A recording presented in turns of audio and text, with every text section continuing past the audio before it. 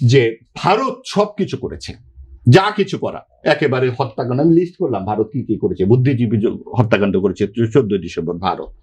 উনি বললেন যে বাসন্তীদের ব্যাপারটা আমাদের চোখে পড়ে না। উনি বললেন যে 74-এর দুর্ভিক্ষ আমাদের চোখে পড়ে না। পাকিস্তান কিছু করেছিল আসলে? না, পাকিস্তান তো শব্দটাই ওনার মুখে নাই। আপনি গুনে দেখেন, আমি গুনছি, কোথাও পাকিস্তান শব্দটা, পেয়ারের পাকিস্তান অ্যাক্টিভ ব্যাপারে আছে। সেটা উনি বলেছেন যে উনি দ্বিজাতি তত্ত্বের জনক জিন্নার প্রতি আমুন্ডু শ্রদ্ধা জ্ঞাপন করেছেন। হ্যাঁ, কারণ পাকিস্তান না হলে নাকি বাংলাদেশ হতো না।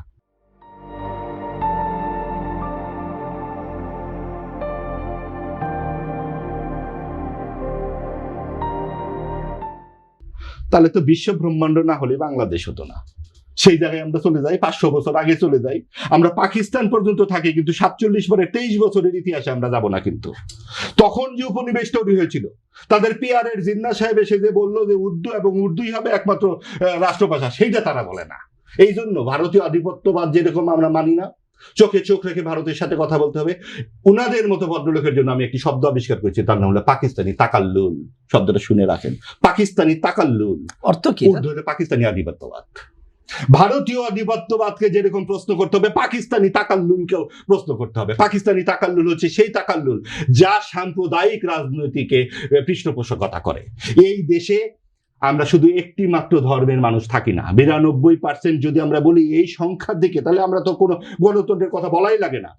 তাহলে আমরা শরিয়া আইন কায়েম করে ফেলি। আমরা গণতন্ত্র মুখে বলবো আর বলবো আমরা 92%। কেন? আমরা কি ধর্মটি আমাদের গিভেন? আমরা কি আমাদের যার যার ঈশ্বরের বা আল্লাহর সাথে আলাপ আলোচনা করে ধর্ম সিলেক্ট করেছি?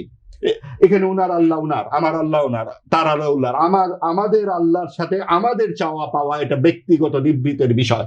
আমি তার কাছে কিভাবে চাইবো? আমার যেটা দেনা পাওনা তার সাথে আমার বিচার উনি করবেন। রাষ্ট্রের কাছে কি আমি বেহেশত চাই নাকি?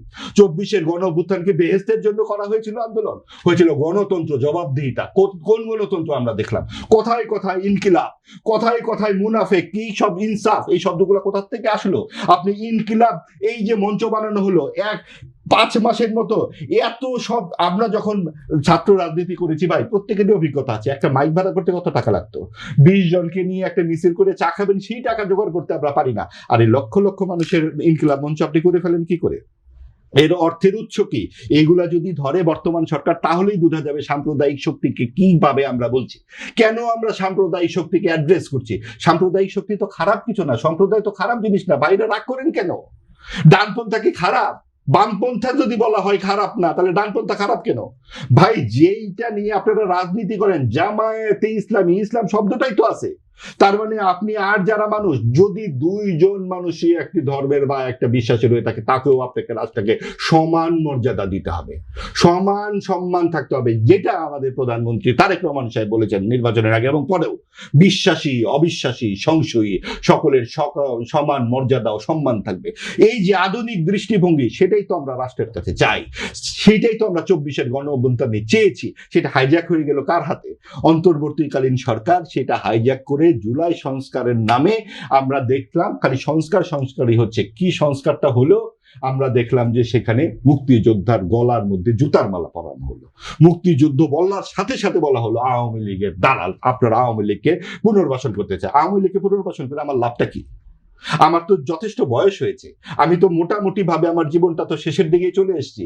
আজকে আমার আওয়ামী লীগের কাছ থেকে কি চাওয়ার আছে? তার চেয়ে তো অনেক বেশি সুবিধা হতো না জামাতের সাথে যুক্ত হয়ে যেতে পারলে বা এমপির সাথে যুক্ত হয়ে যেতে পারলে? তাহলে আমি কেন এই রিস্কটা নিচ্ছি? আমি রিস্কটা নিচ্ছি আমার সন্তানের জন্য, আমি আমার রিস্কটা নিচ্ছি আমার বাংলাদেশের জন্য, আমি রিস্কটা নিচ্ছি আমার সব মানুষের জন্য, যাদের যা খুশি বলবার অধিকার আছে।